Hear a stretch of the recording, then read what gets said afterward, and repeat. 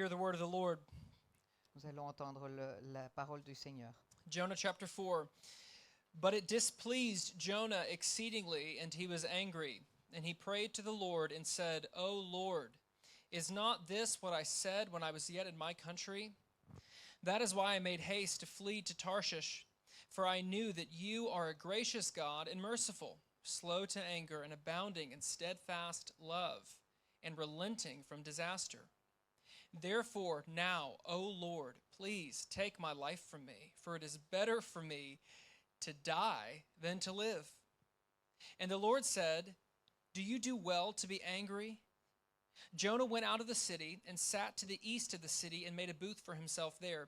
He sat under it in the shade till he should see what would become of the city.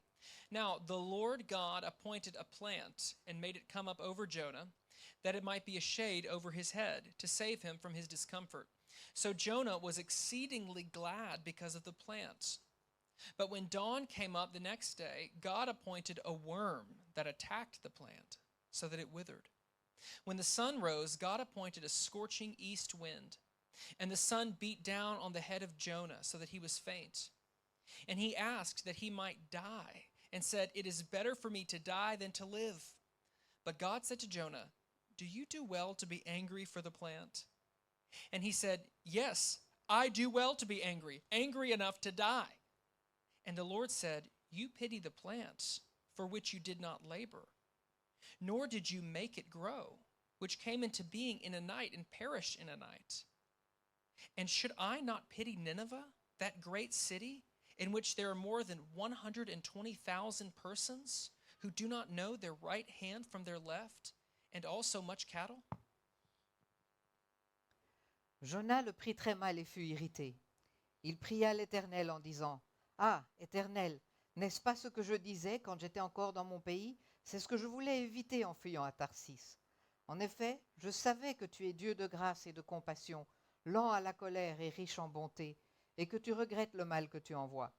Maintenant, Éternel, prends-moi donc la vie, car mourir vaut mieux pour moi que vivre. L'Éternel répondit, Fais-tu bien de t'irriter? Jonas sortit de la ville et s'assit à l'est de la ville. Là, il se fit une cabane et s'y tint à l'ombre en attendant de voir ce qui arriverait dans la ville. L'Éternel Dieu fit pousser une plante qui s'éleva au-dessus de Jonas pour donner de l'ombre à sa tête et le délivrer de son mal. Jonas éprouva une grande joie à cause de cette plante. Mais le lendemain, à l'aurore, Dieu fit venir un ver qui la rongea, et la plante sécha. Au lever du soleil, Dieu fit souffler un vent chaud d'est, et le soleil frappa la tête de Jonas au point qu'il tomba en défaillance. Il demanda la mort en disant, « Il vaut mieux pour moi de mourir que de vivre. » Dieu dit à Jonas, « Fais-tu bien de t'irriter à cause de la plante ?» Il répondit, « Je fais bien de m'irriter jusqu'à la mort. » L'Éternel dit, « Tu as pitié de la plante qui ne t'a coûté aucune peine et que tu n'as pas fait pousser, qui est née une nuit et qui a disparu l'autre nuit. Et moi, je n'aurai pas pitié de Ninive, la grande ville dans laquelle se trouvent plus de 120 000 êtres humains incapables de distinguer leur droite de leur gauche et un grand nombre d'animaux. » Church, why don't you go ahead and take a seat? Vous pouvez vous asseoir. Well, let me tell you a story about an interesting man. Je veux vous raconter une histoire d'une personne très intéressante. I'm going to tell you a story about a man in the 18th century, a man called Count Zinzendorf. Je veux vous raconter l'histoire d'un homme au XVIIIe siècle qui s'appelait le comte Zinzendorf. He was a German count, and he had all the hallmarks of a classic nobleman's tale. C'était un comte allemand et il avait toutes les caractéristiques d'une... sorry. Yeah, he was charismatic, Il était charismatique, he was wealthy, il était riche, he was politically well connected. il avait des contacts politiques, But Zinzendorf, Count Zinzendorf, he had different plans. mais le comte Zinzendorf avait d'autres plans. Instead of getting caught up in parties and politics, Au lieu de se mêler de politique et de partis, his heart beat with a different rhythm. son cœur battait avec un autre rythme. He had a passion for Christ. Il avait la passion pour le Christ. In this regard, he was all in. Et il y était à fond. And using his own fortune, he set up a refuge for folks. Et avec sa propre fortune, il a créé un refuge pour les gens. He had a town that he founded called Herrnhut. Il a fondé une ville qui s'appelait Herrnhut. I'm sure the people that speak German in our congregation is like, that is a massive mispronunciation. Probablement, les gens qui parlent allemand dans cette salle sont en train de dire, vous vous trompez tout à fait sur la prononciation. But this town was a haven for religious persecution. Mais cette ville était un refuge pour les gens qui étaient persécutés à cause de leur religion. It wasn't just some refuge, it was ground zero for a spiritual reformation. Et ce n'était pas uniquement un refuge, mais c'était le point zéro d'un mouvement de réformation. In 1727, this group that lived in this town started a prayer marathon that didn't just go for days or for weeks or for months, but it went for years. En 1727, ce groupe a entamé un marathon de prière qui n'a pas duré uniquement des jours, des semaines, mais des années. In fact, it went for 100 years. En fait, cela a duré un siècle entier. And the effects of that prayer marathon? Et quels sont les effets de ce marathon de prière? Well, they launched missions that spanned continents. Ils ont commencé des missions qui sont parties sur tous les continents, From the icy landscapes of Greenland to the bustling markets of Turkey. depuis les paysages glacés de Greenland jusqu'au marché animé de Turquie. Now, why am I telling you this story from the 18th century? Et pourquoi est-ce que je vous raconte cette histoire du XVIIIe siècle? What has that got to do with us today? Qu'est-ce que cela a à voir avec nous aujourd'hui? Well, folks, I think that this is a brilliant example of being a beacon for Christ. Je pense que cela est un exemple brillant d'être le phare pour le Christ. This is an example of what unwavering commitment can achieve. C'est un exemple de ce qu'un engagement inébranlable peut arriver à faire. You know, as LifePoint gathers here in Brussels, we are not just another community. Alors que LifePoint se réunit ici à Bruxelles, nous ne sommes pas juste une autre communauté. Like Herrnhut, we're part of a bigger story.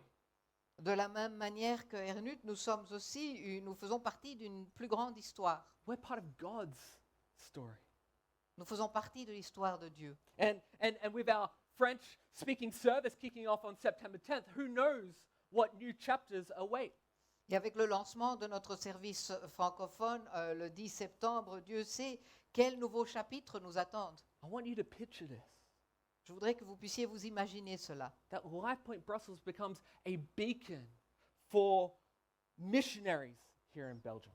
Que LifePoint Bruxelles puisse devenir un phare pour les missionnaires ici à Bruxelles. That it becomes a beacon that touches hearts not just here in Brussels, but all across Europe.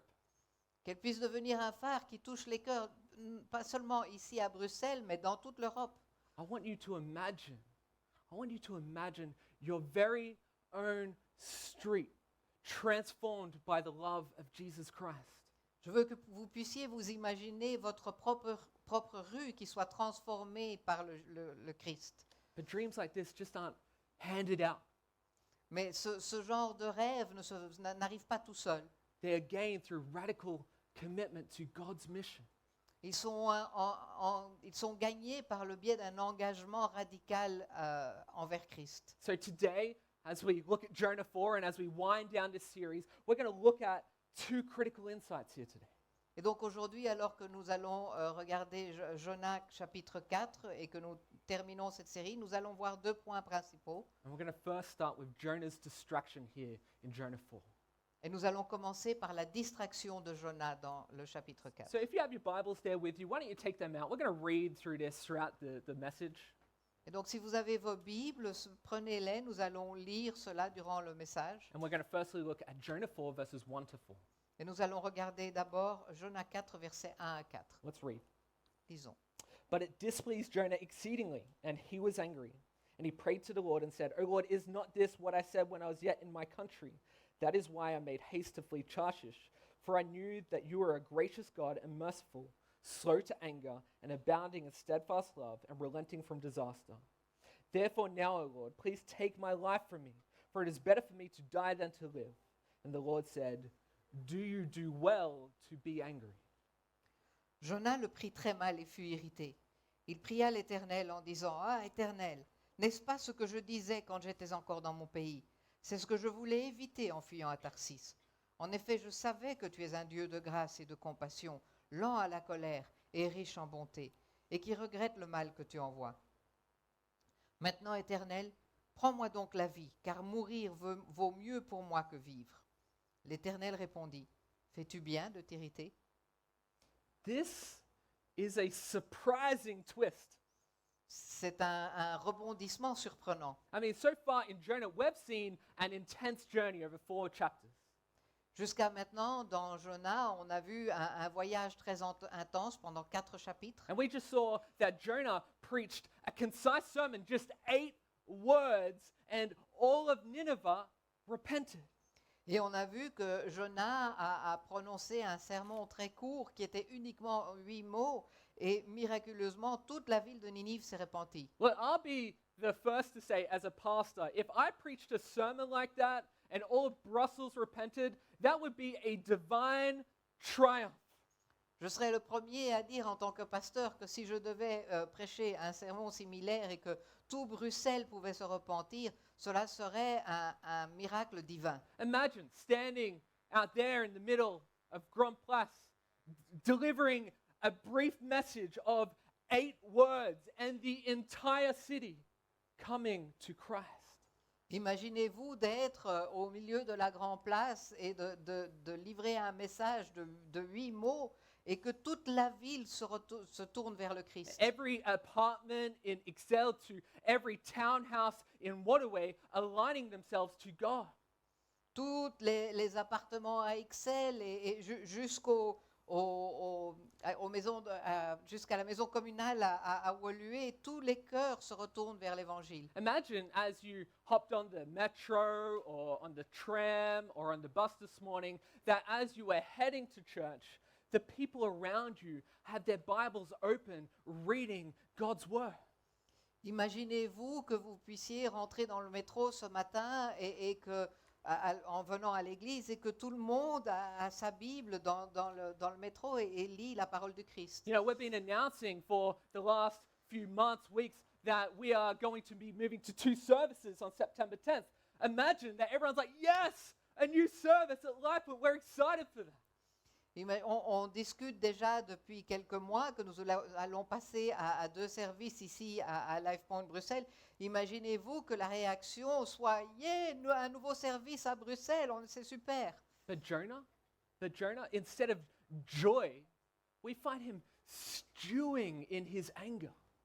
Mais Jonas, au lieu de se réjouir, on voit qu'il est en train de ruminer sa colère. The text explicitly states here in verse 1, it says, It displeased Jonah exceedingly, and he was angry.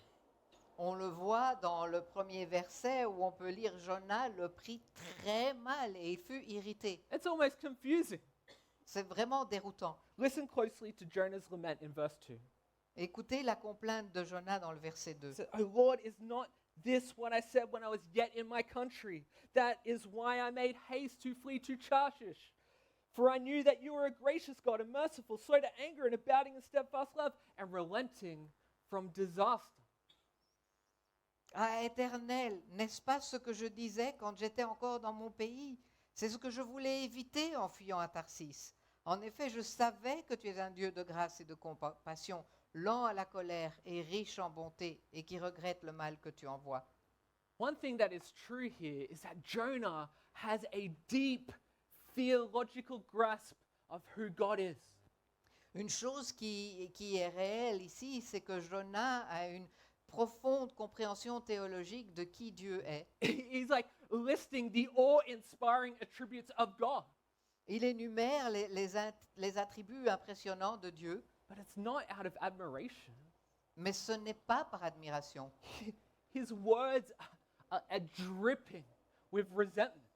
Ces paroles dégoulinent de ressentiment. You know, folks, I think there's a truth here for us.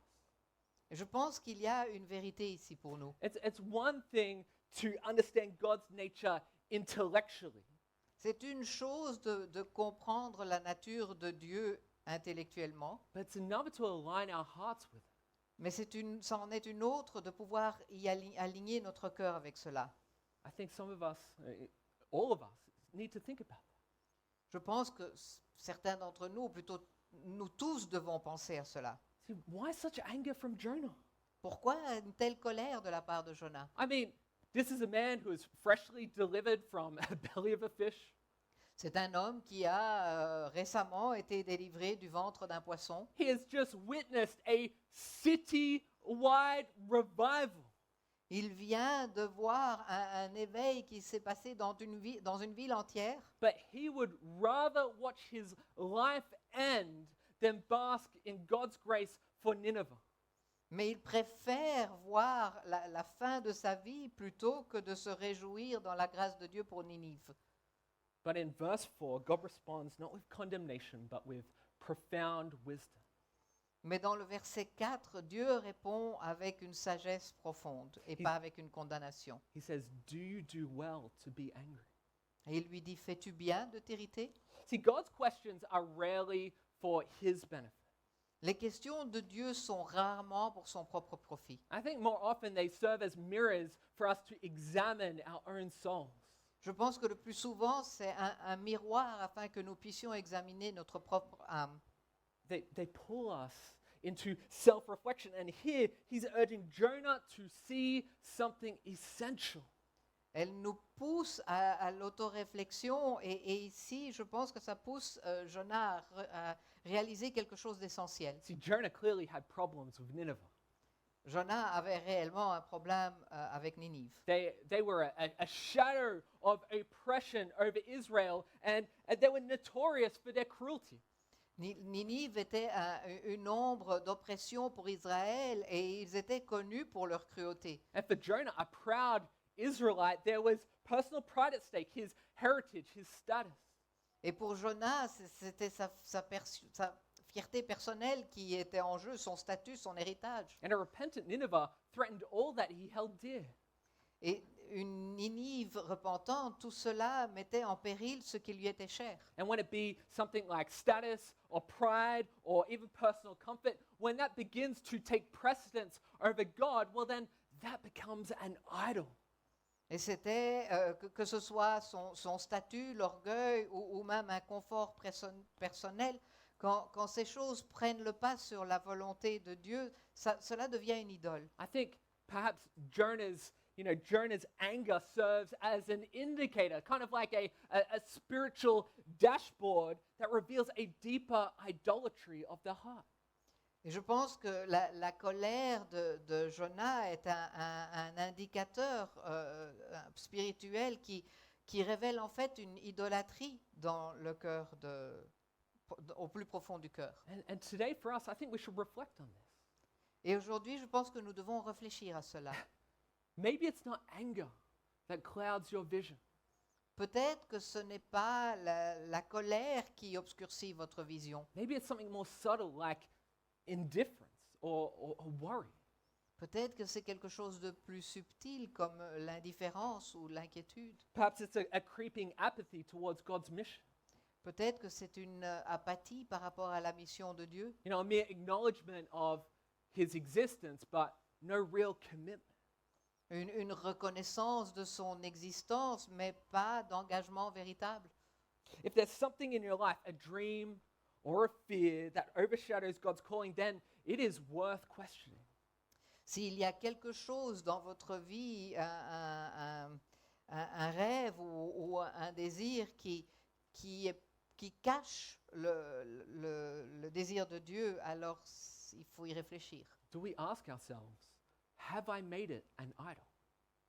Il faut qu'on se pose la question, est-ce que j'ai fait ce qu'il faut? See, like Jonah, there's a risk. Comme Jonas, il y a un risque. We could get so caught up in our own narratives, our idols, that we miss out on God's heart. On peut être tellement pris par nos propres récits, par nos idoles, que nous passons à côté de ce que Dieu veut. But to truly witness the transformative power of God here in Brussels and beyond, we must recognize our distractions and renew a relentless commitment for Him. Mais pour être réellement témoin du pouvoir de transformation ici que Dieu va faire à Bruxelles, nous devons reconnaître nos distractions et renouveler notre engagement. Which brings me to our second piece for today, which is God's compassion. Et cela m'amène au deuxième sujet pour aujourd'hui, qui est la compassion de Dieu. I mean, picture this. Imagine Jonah there, freshly watching a city transformed by his own 8-word sermon, and yet he's so far from celebrating. Donc, imaginez-vous un peu ceci. Il y a Jonas qui est là, qui a vu une ville entière transformée par son propre sermon de 8 mots, et pourtant il ne se réjouit pas. Instead, he goes out of the city, he distances himself from the city, and he essentially creates what is his own personal theater, kind of praying and hoping for God's wrath to rain down on Nineveh.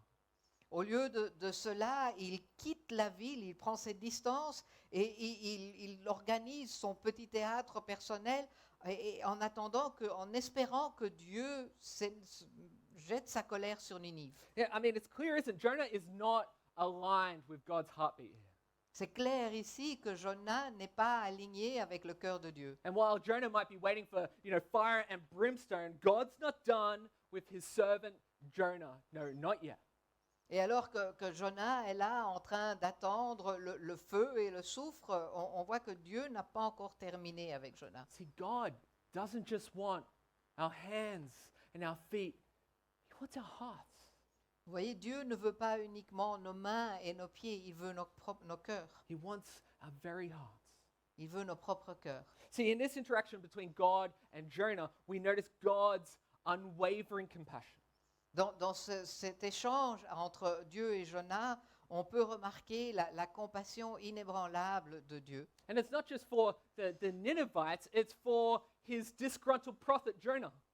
Et ce n'est pas uniquement pour les Ninivites, mais c'est pour son prophète mécontent, Jonas. And Jonah, in his pit of despair, he finds comfort in a plant that God causes to grow. Et Jonas, dans son gouffre de désespoir, trouve du réconfort dans une plante que Dieu fait pousser. You can just imagine Jonah thinking, at last, finally something going my way. On peut s'imaginer Jonas en train de se dire, enfin quelque chose qui se passe comme moi je le veux. But just as quickly, God sends a worm to destroy the plant and intensifies the heat, leaving Jonah even more miserable than he was before. Mais presque aussi rapidement, Dieu envoie un ver pour détruire la plante et ensuite il intensifie la chaleur et Jonas est encore plus malheureux qu'avant. Yeah, Jonah, overtaken by frustration, he says this in verse 8. He says, "It's better for me to die than to live." Et Jonas, qui est submergé par sa frustration, et il s'exclame au verset 8, « Il vaut mieux pour moi mourir que vivre. You took away my comfort, now take away my life." Tu m'as enlevé mon confort, maintenant prends ma vie. » It's here that God poses another one of those reflective questions, right? Et ici, Dieu pose une autre question de réflexion. Do you do well to be angry for the plant? Fais-tu bien de t'irriter à cause de la plante? Do you do well to be angry? Est-ce que tu fais bien de t'irriter? See, Jonah, in his exasperation, he doesn't even try and hide his feelings. Jonas, dans son exaspération, n'essaye même pas de cacher ses sentiments. He believes he is utterly justified in his anger. Il pense que sa colère est tout à fait justifiée. Then God, in his infinite wisdom, presents a powerful contrast in verses 10 and 11. Et Dieu, dans sa sagesse infinie, présente un contraste très puissant dans les versets 10 et 11. Let's read that now. Nous allons lire cela. It says, "You pity the plant for which you did not labor, nor did you make it grow, which came into being in a night and perished in a night. And should not I pity Nineveh, that great city, in which there are more than 120,000 persons, who do not know their right hand from their left, and also much cattle?" Et l'Éternel lui dit, « Tu as pitié de la plante qui ne t'a coûté aucune peine et que tu n'as pas fait pousser, qui est née une nuit et qui a disparu l'autre nuit. Et moi, je n'aurai pas pitié de Ninive, la grande ville, dans laquelle se trouvent plus de 120 000 êtres humains incapables de distinguer leur droite de leur gauche et un grand nombre d'animaux. See, God's point is strikingly clear. He's saying, Jonah, you're worried with the fleeting, you're worried with the temporary. Le point de vue de Dieu ici est très clair. Il lui dit, Jonas, tu t'inquiètes de ce qui est éphémère, de ce qui est temporaire. Your concern is with plants. Tu t'intéresses aux plantes, But my concern, my heart, mais ce que mon cœur s'inquiète, it's with people. c'est les gens. It's with people. C'est les gens. This is the God we serve. C'est ce Dieu que nous servons. His compassion isn't conditioned by our perfections or our imperfections. Sa compassion n'est pas conditionnée par notre perfection ou imperfection. He's undeterred in his mission of love and redemption for us. Sa mission d'amour et de rédemption pour nous ne change pas. He sees beyond mere numbers to redeem and value each individual soul that comes to him. Il voit au-delà des chiffres pour apprécier chaque âme individuellement. The 120,000 people of Nineveh, each is an individual. Les 120 000 personnes de Ninive, chacun est un être humain. Each is a person that God called to himself. Chacune de ces personnes est une personne que Dieu a appelée à lui, In his mercy, wisdom, and grace. dans sa miséricorde, sa grâce et sa sagesse. But here's the thing about the book of Jonah. Mais voici quelque chose sur le livre de Jonas. It doesn't neatly wrap itself up, does it? Il ne se termine pas proprement. There's no like resolution, there's no kind of epilogue. Il n'y a pas un épilogue ou une résolution. There's no like sequel like Jonah Strikes Back or something like that. Il n'y a pas une suite, Jonas revient ou quelque chose comme ça. The story hangs in suspense. L'histoire reste en suspens. Well, why is that? Mais pourquoi cela? Well, I think perhaps it's because the true focus isn't on whether Jonah finally understands, Parce que je pense que l'important ici n'est pas si Jonas comprend finalement, it's on whether we do. mais c'est si nous comprenons. See, our text leaves us with a very powerful and potent question. Le texte nous laisse avec une question puissante. Echoed in God's interaction with Jonah and challenging us to reflect is a question that says, where does our compassion lie?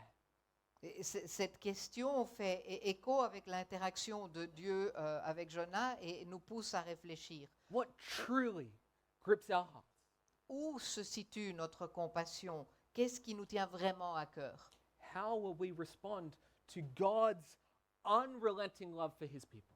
Comment allons-nous réagir à l'amour implacable de Dieu pour les hommes? As God says, do you do well to? Comme le dit Dieu, fais-tu bien de Church, do you do well to? Église? Est-ce que vous faites bien de It's a question that God subtly lays before us. C'est une question que Dieu nous pose. Much like he did with Jonah, imagine us being asked that question.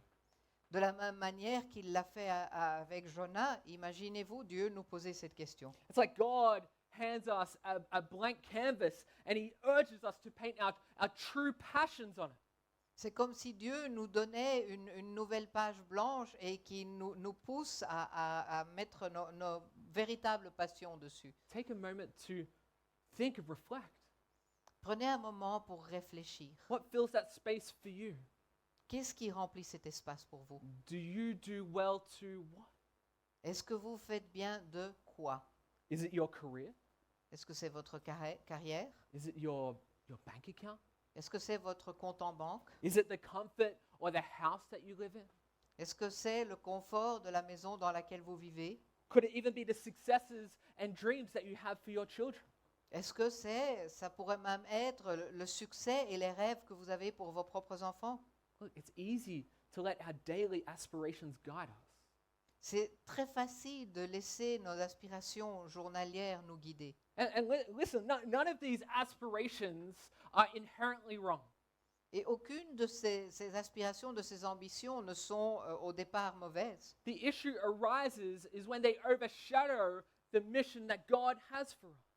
Le problème apparaît lorsque cela éclipse la mission que Dieu a pour nous. I mean, think about Jonah, the prophet. He once ran from God's call, and hopefully he came full circle. Pensez à Jonas, et il a fui l'appel de Dieu et pour finir, il est revenu. And given that many believe he authored this book of the Bible, and possibly he penned this with reflection and hindsight of his own story. Et il est l'auteur de ce livre de la Bible et on espère qu'il a écrit cela avec un recul. He recognizes where he missed the mark. Il a reconnu l'endroit où il s'est trompé. But here's the thing, Jonah had a chance to reflect and realign. Mais voici ce qui est important. Jonas a eu le temps, l'opportunité de réfléchir et de se réorienter. And we do too. Et nous aussi. See, our days are numbered, but the question remains, Nos jours sont comptés, mais la question reste. how will we choose to spend them? Comment choisissons-nous de les passer? Will our story be one of distractions like Jonah's?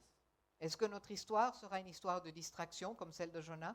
Will it be chasing after the fleeting and the temporary?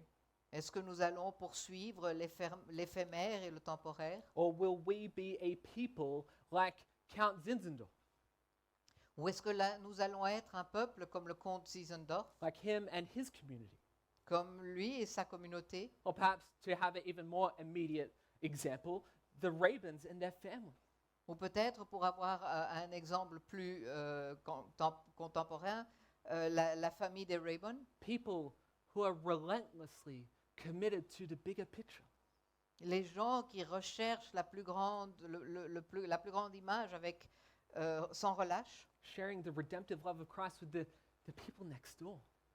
qui recherchent l'amour rédempteur du Christ avec les gens à côté d'eux Or the people across the street. ou les gens en face, Or the people across the globe. et qui partagent cela avec les gens dans la ville. Do you do well to? Est-ce que vous faites bien de?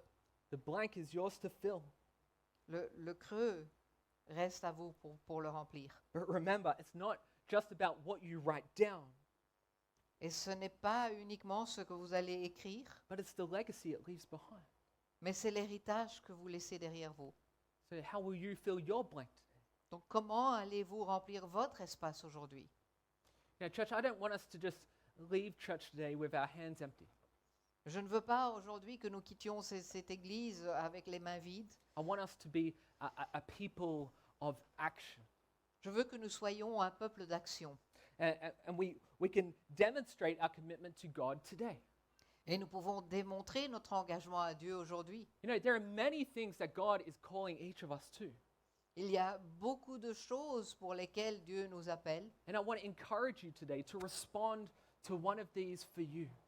Et je veux vous encourager aujourd'hui à répondre à l'une de ces choses. You know, one of the first things I want to call you to is to commit to go. La première chose à laquelle je veux vous demander de vous engager, c'est vous engager à aller. Commit to go where? Well, firstly, commit to go to our church. Aller où? Tout d'abord, aller à l'église. You know, for some of you, today might be your very first day. Pour certains d'entre vous, c'est peut-être la première fois que vous êtes là, Or you've been coming for a little while and you haven't quite connected with us yet. ou peut-être que ça fait déjà quelques fois que vous êtes venus, mais vous n'êtes pas encore connecté avec nous. I'm going to ask that maybe your first step today is to complete a Connect card. Peut-être que votre premier pas aujourd'hui est de compléter la carte Connect, Let us know that you're here, that you would like this to be your home. afin que nous puissions savoir que vous êtes ici et que vous voudriez que ceci soit votre maison, And you want to make yourself known to us as a community so that we can reach out to you. et que vous vouliez que nous puissions vous connaître en tant que communauté et nous approcher de vous. So I ask you, perhaps complete one of these cards and in a moment pop it into the tithing and offering bag as it comes around. Et donc je veux vous demander, remplissez cette carte et mettez-la dans le sac des offrandes après lorsqu'il passera. You might even register for a First Steps class where you get to find out more about who we are and what we do here in our mission here in Brussels. Peut-être que vous voulez vous inscrire à la classe des membres afin de savoir plus de choses, ce que nous représentons ici à Bruxelles.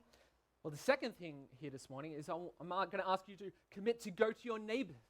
La deuxième chose que je voudrais vous demander de faire aujourd'hui, c'est vous engager à aller vers vos voisins. You know, last week I asked you, have you thought of one person in your mind? La semaine passée, je vous ai demandé, est-ce que vous avez pensé à une personne dans votre esprit? Who are you going to be intentional with and share the gospel with? Avec qui allez-vous intentionnellement partager l'évangile? Engage with them. Engage with your local community, with your neighbors. Share your testimony. Invite them to join us. Engagez-vous auprès de votre communauté locale, partagez votre témoignage, invitez-les à se joindre à nous. And with our impending service on the 10th of September, this might be the moment you've been waiting for to invite that neighbor that speaks French or the colleague that feels most comfortable in French. Et avec le deuxième service qui va bientôt commencer, peut-être que c'est justement cette occasion que vous attendiez pour pouvoir partager avec ce collègue ou ce voisin qui est plus confortable en français. But equally, that might be to the first service too. Mais ça peut être la même chose pour le premier service. And ask yourself, which service am I committed to attending? Et posez-vous la question à vous-même, quel des deux services est-ce que je vais m'engager à suivre? You know, will you come and join the international service or will you dive deep into the French-speaking community? Est-ce que vous allez vous joindre au service international ou est-ce que vous allez vous plonger dans le service francophone? The second thing I want to ask you today are you committed to serve? La deuxième chose que je voudrais vous poser comme question aujourd'hui, c'est est-ce que vous êtes engagé à servir? You know, she didn't know that I was going to say anything about this today, but I want to give you a testimony, an example of one person, and unfortunately, she has to translate herself. Donc, je ne savais pas qu'il allait dire ça aujourd'hui. Il veut donner un témoignage d'une personne et je vais devoir le traduire. What you may not realize is that Valerie here has been faithfully serving LifePoint Brussels for 11 years now. Ce que vous ne réalisez probablement pas, c'est que je sers ici, maintenant, ça fait 11 ans. I mean, as we kind of make this transition and changes, I think it's appropriate to stop and reflect on this. Et alors que nous faisons cette transition et ce changement, je pense que c'est quelque chose sur lequel nous pouvons réfléchir. Our interpreters do such a wonderful job. Nos interprètes font un très bon travail. And they haven't just, you know, served me or the church leadership team, but they have served you faithfully for now counting 12 years.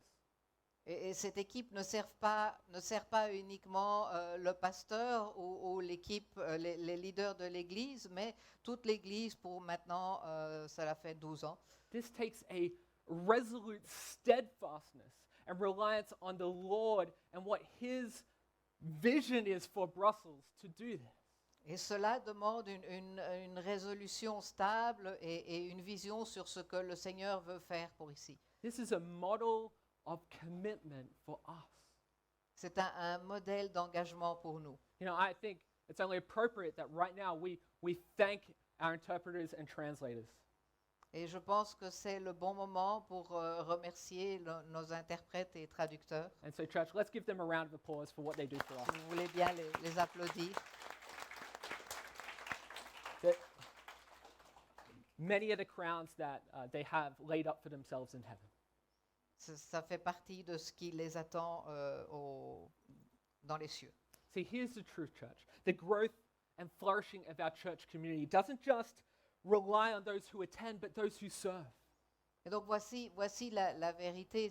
La communauté dépend aussi de ceux qui servent. And with new beginnings, many heads and people are needed in some of these areas in our church.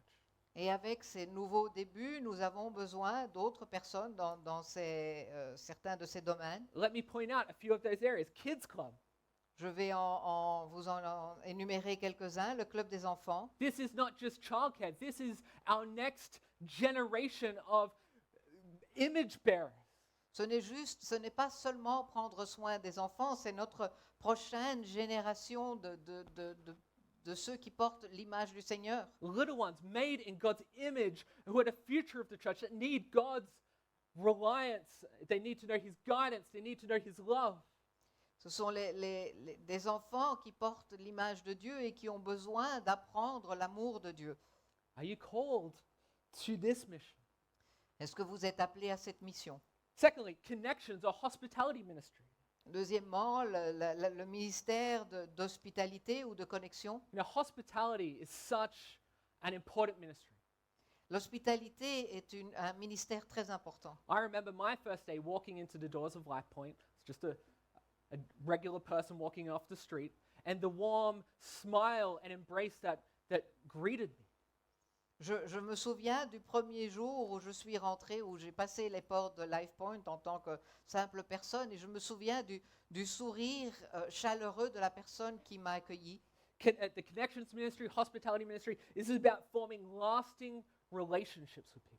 Ce ministère est un ministère qui forme des relations durables. And I'm going to ask you, are you the bridge that someone needs to feel at home here? Et donc je vous pose la question, est-ce que vous êtes le pont dont quelqu'un aurait besoin pour se sentir chez lui ici? Another area I can think of, worship and production. Un autre domaine, c'est le domaine de la production et du culte. We have 2 services, our needs increase.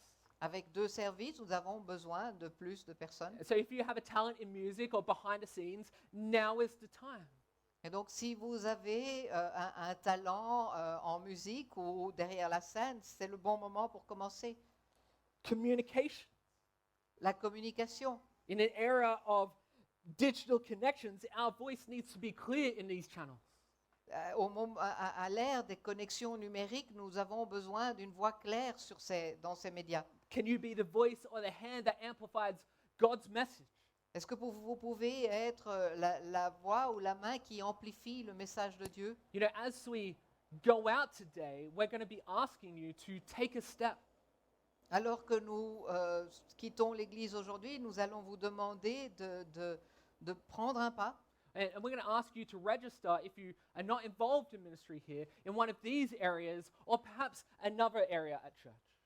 Et nous voulons vous encourager à vous engager, à servir dans un des ministères ici à l'Église. And we're going to have a table out in the hub, but we're also going to have a few folks that have clipboards and are going to ask you some friendly questions about whether you can be involved more here.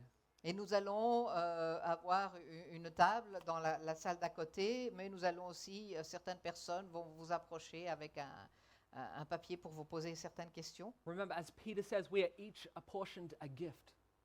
Comme Pierre l'a dit, nous avons tous reçu un talent. And that gift is for the building up of the body. Et ce talent est pour pouvoir faire grandir le corps de l'Église. I'm going to wrap up with the last 2 things.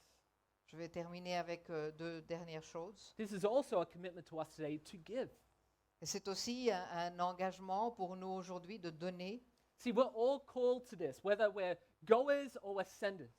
Nous sommes tous appelés à cela, à que nous soyons des gens qui allons ou qui envoyons. But when you give, don't do it out of obligation.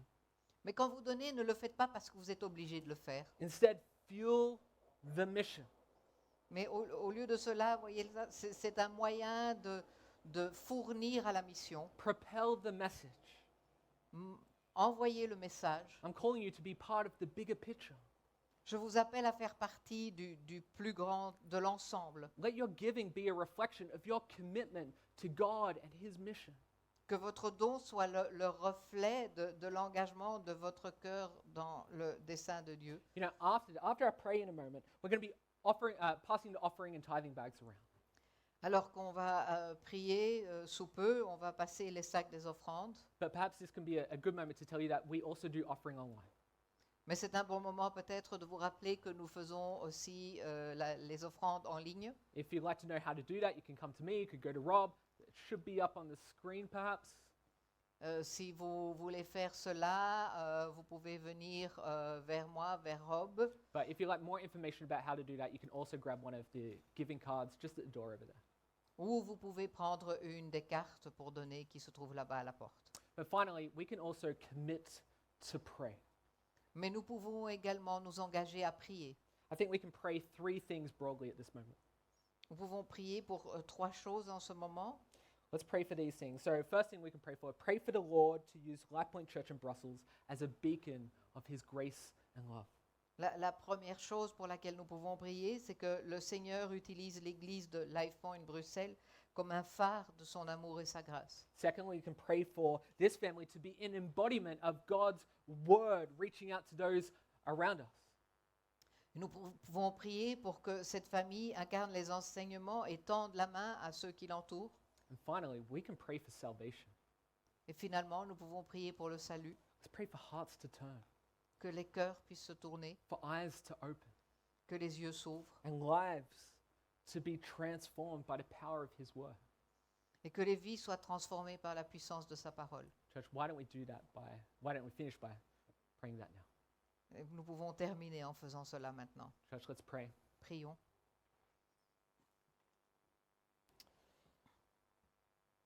Dear Heavenly Father, Lord, we come before you in humble prayer.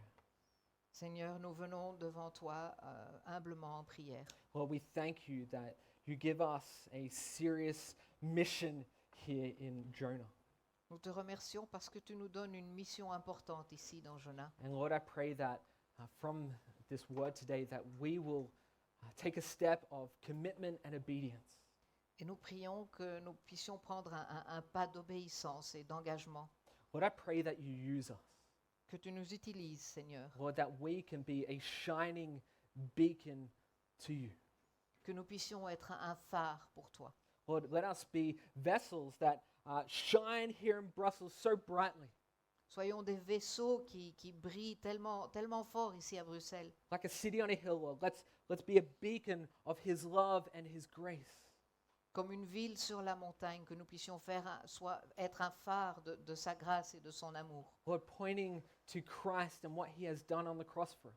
qui dirige vers le Christ et vers ce qu'il a fait pour nous sur la croix. Lord, we pray that you use us humbly, Nous prions que tu puisses nous utiliser humblement and Lord, that we will do that by being staunchly committed to your word.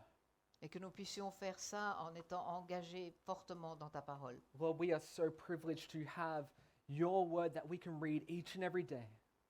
Nous avons le privilège d'avoir ta parole et de pouvoir la lire chaque jour. Lord, I pray that we will be a people that are known by your word. Et je prie que nous soyons un peuple qui soit connu de ta parole. When people ask us, who are we as a church community, they can say, they are people committed to you and your word. Que quand quelqu'un pose la question, qui sommes-nous en tant que peuple, en tant que communauté, que la réponse soit que nous sommes quelqu'un qui te connaît et qui connaît ta parole. And Lord, that in a difficult and hostile word that we will have confidence to stand on. Et que dans un monde difficile, nous ayons la force d'être debout devant toi. Help us to read it, help us to know it, help us to love it. Que nous puissions lire ta parole, nous pouvons la connaître et nous puissions l'aimer. And Lord, finally, I pray for salvation and revival in this city. Et finalement, je prie pour le salut et pour la renaissance dans cette ville. Lord, I pray for a day where we look up, we're in cafes, we're in restaurants, we're in public transport, and we see people committed to your word, reading your word, praying together. Je prie pour le jour où dans les cafés, dans les restaurants, nous puissions voir des gens qui prient ensemble et qui te soient engagés, Seigneur. Lord, we pray for salvation like we see salvation in Nineveh, Je prie pour le salut, comme nous avons vu le salut à Ninive, by the power of your word, that hearts will turn to you, par la puissance de ta parole, que les cœurs se tournent vers toi, that eyes will be opened to you. que nos cœurs soient ouverts, And Lord, that we see a city that is transformed by the power of your word. et que nous puissions voir une ville transformée par la puissance de ta parole, Seigneur. Lord, we thank you for your mercy and grace for us. Seigneur, nous te remercions pour ta miséricorde et ta grâce pour nous. And Lord, we pray that we can be radically and obediently committed to you. Et nous prions de pouvoir être radicalement engagés vers toi. I pray this in Jesus' name. Prions cela au nom de Jésus. Amen. Amen. Church, why don't we stand together Nous pouvons nous lever as we sing? alors que nous allons chanter.